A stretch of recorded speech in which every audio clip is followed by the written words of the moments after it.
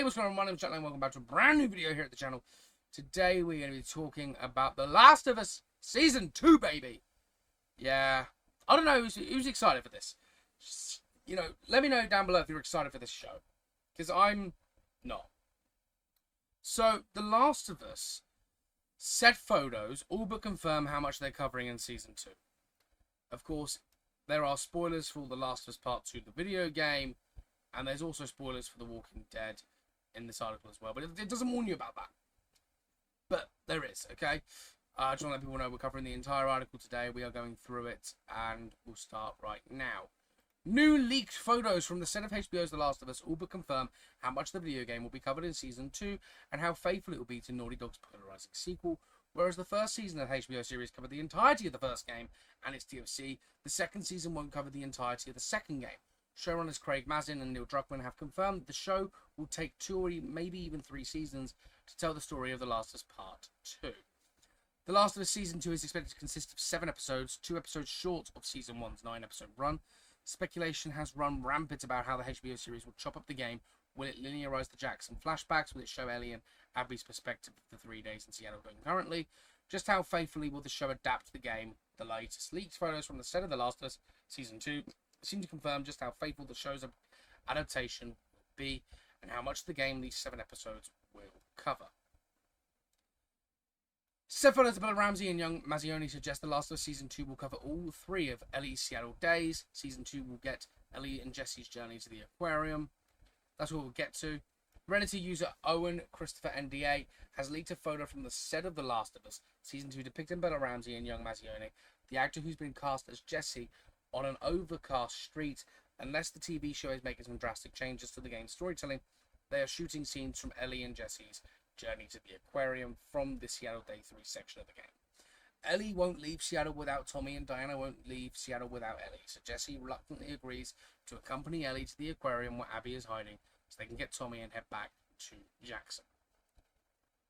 This is the home stretch of Ellie's search for Abby. While Jesse is happy to abandon the quest for revenge and only wants to rescue Tommy, Ellie is still secretly determined to exact vengeance. Ellie ends up abandoning Jesse to pursue Abby to the aquarium, but Abby isn't there. After Ellie kills 2 of Abby's closest friends, Owen and Mel, Tommy and Jesse arrive to bring her back to the theater hideout. The plan is to abandon the revenge mission and head back to Jackson before they can set off. Abby makes a surprise appearance at the theater. The latest set photo suggests that all this will be covered in Season 2.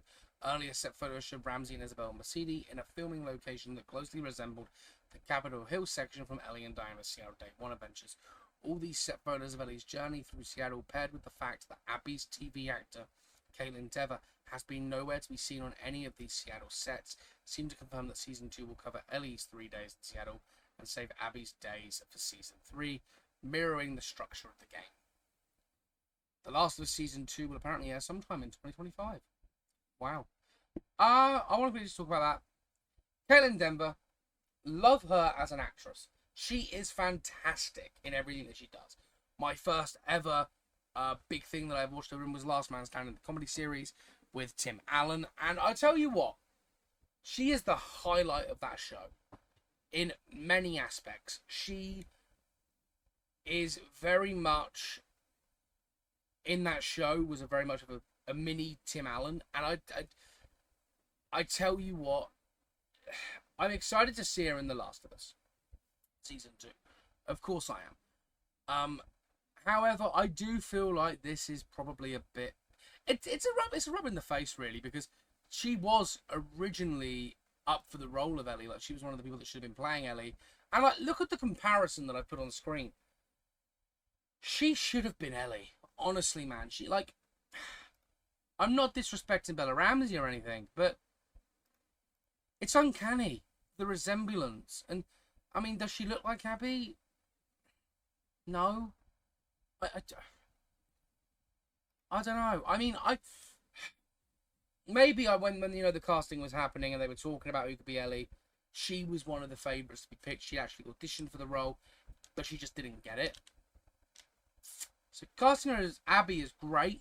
I'm gonna love the fact. I love the fact that she's in this, first of all. But I do feel like, really, she should have been. I don't know. So I just want to point that out. She was originally up for the role of Ellie, and clearly they've saved her for Abby. And anyway, and you know, it's nice to know that Abby's storyline might be saved for season 3, because I'd love to see Caitlin Denver really do her own season and have just a season in the show that's wrapped around her. But I am worried. If season 2 is Ellie's story, season 3 will cover Abby's story. There's a lot to this. What if season 3 isn't picked up? Number 1. Number 2, what if they decide to change the whole story? Like, what if they decide to just pivot off? You don't know, do you? But who knows? I mean, I don't think they will, because if they did that, that'd be wrong. Anyway, let's go out of the article. 7 episodes is nowhere near enough to cover both Ellie and Abby's Seattle storylines, and Endeavour hasn't been seen filming any of Abby's scenes, so it seems likely that season 2 will focus squarely on Ellie's 3-day storyline. This would mean that Abby's 3-day storyline is being saved for season 3. Audiences will follow Ellie's relentless quest for revenge, then suddenly pivot to following the character she wants revenge against. This is the exact same storytelling trick the game used. Players play through all 3 days as Ellie before going back to play them all over again from Abby's perspective. This was necessary in the video game medium because gamers are limited to one perspective at a time, but the TV show could have used cross-cutting to show both perspectives simultaneously. However, that might have taken some of the impact out of the storytelling, and the structure of The Last of Us Part 2 was chosen to very specifically to manipulate the audience's emotions. Abby's brutal killing of Joel makes the player hate her immediately and makes them want revenge just as much as Ellie, and the game forces them to sit with those feelings as they chase the elusive Abby across Seattle. Right. The TV show could have used cross-cutting. As a fan of TV and someone who's played this game, no, it couldn't have. It wouldn't have had the same impact. I'm not annoyed about the season 3 thing, by the way. That's not where my annoyance is. My annoyance is with the fact of what the story is, and how if they tell the exact same story, it's like right down to the T, then The Last of Us, I'll say it now, The Last of Us will not see a season 4. It might get renewed for a season 4, but actually that's not fair. It probably would get a season 4 because it would have the ratings, but season 5 wouldn't happen. Who knows? Maybe season 3 will be the end of it, because what other stories left to tell? Who knows?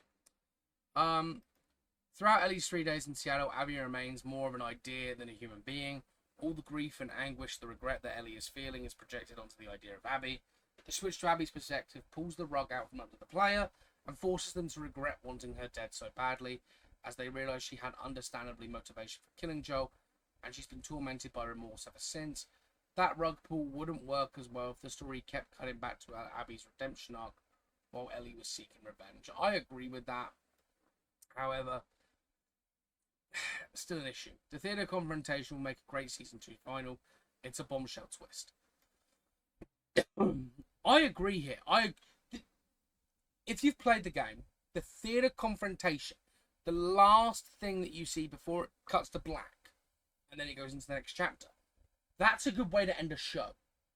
That is a fantastic way to end a show. To keep people guessing, keep people wanting more.